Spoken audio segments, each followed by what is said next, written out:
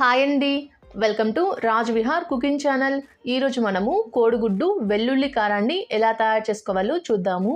ఇలా చేసుకుంటే వేడివేడి అన్నంలోకి టేస్ట్ అయితే చాలా బాగుంటుందండి. ఒకసారి ట్రై చేయండి, మళ్ళీ మళ్ళీ తినాలనిపించేంత రుచిగా ఉంటుంది.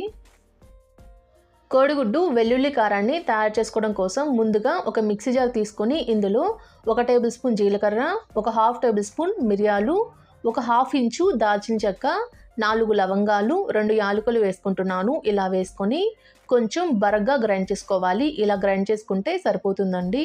ఇలా గ్రైండ్ చేసుకున్న దీంట్లో ఒక 20 వెల్లుల్లి రెబ్బల్ని తొక్కు తీసుకొని వేసుకుంటున్నాను. ఇలా వేసుకొని ఇందులోనే 1 టేబుల్ స్పూన్ కారం వేసుకుంటున్నాను. అలానే మీ టేస్ట్కి సరిపడినంత సాల్ట్ కూడా వేసుకొని వీటిని కూడా బరగ్గా గ్రైండ్ చేసుకోవాలి. ఇలా బరగ్గా గ్రైండ్ చేసుకుంటే సరిపోతుందండి.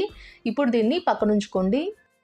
ఇప్పుడు స్టవ్ ఆన్ చేసి ఒక ప్యాన్ పెట్టుకొని ఇందులో 3 టేబుల్ స్పూన్లు ఆయిల్ వేసుకొని ఆయిల్ హీట్ అయిన తర్వాత ఇందులో ఒక 1/2 టేబుల్ స్పూన్ పచ్చిశనగపప్పు, ఒక 1/2 టేబుల్ స్పూన్ జీలకర్ర, ఒక 1/2 టేబుల్ స్పూన్ ఆవాలు వేసుకుంటున్నాను. ఇలా వేసుకొని వీటి మొత్తాన్ని 1 నిమిషం పాటు కలుపుతూ ఫ్రై చేసుకోవాలి. ఇలా ఫ్రై అయిన తర్వాత ఇందులో 2 పచ్చిమిర్చిని పొడుగ్గా కట్ చేసుకొని వేసుకుంటున్నాను. అలానే 2 ఎండుమిరపకాయలని, కొన్ని కరివేపాకు రెబ్బలను కూడా వేసుకొని మొత్తాన్ని కలుపుతూ మరొక నిమిషం పాటు ఫ్రై చేసుకోవాలి. ఇలా ఫ్రై చేసుకున్న తర్వాత ఇందులో ఒక 5 కోడిగుడ్లను పగలగొట్టి వేసుకుంటున్నాను.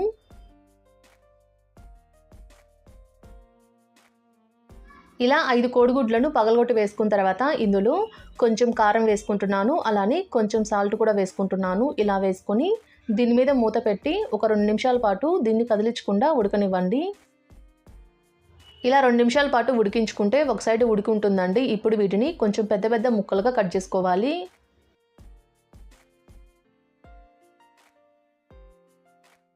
ఇలా పెద్ద పెద్ద ముక్కలుగా కట్ చేసుకున్న తర్వాత రెండో సైడ్కి తిప్పుతూ రెండో సైడ్ కూడా 1 నిమిషం పాటు ఫ్రై చేసుకోవాలి.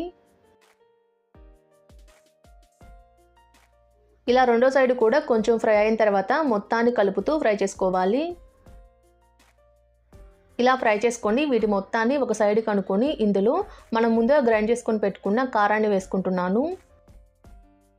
ఇలా కారం వేసుకొని కారాన్ని కూడా 1 నిమిషం పాటు కలుపుతూ ఫ్రై చేసుకోవాలి. ఇలా చేసుకోవడం వల్ల కారంలో ఉన్న పచ్చివాసన అనేది పోతుందండి.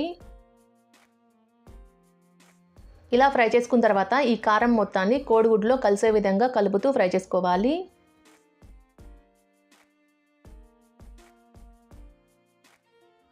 ఇలా కారం మొత్తం కోడిగుడ్లో కలిసే విధంగా కలుపుతూ ఫ్రై చేసుకున్న తర్వాత స్టవ్ ఆఫ్ చేసి దీని మొత్తాన్ని ఒక సర్వింగ్ బౌల్లోకి సర్వ్ చేసుకోవాలి. ఇంతేనండి, ఎంతో టేస్టీగా ఉండే కోడిగుడ్డు వెల్లుల్లి కారం అయితే రెడీ అయిపోతుంది.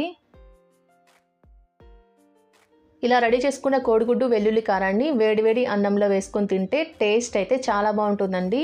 మీరు కూడా ఒకసారి డెఫినెట్గా ట్రై చేయండి. ఎలా వచ్చిందో నాకు కామెంట్ చేయండి. మా వీడియో మీకు నచ్చినట్టయితే లైక్ చేయండి, షేర్ చేయండి.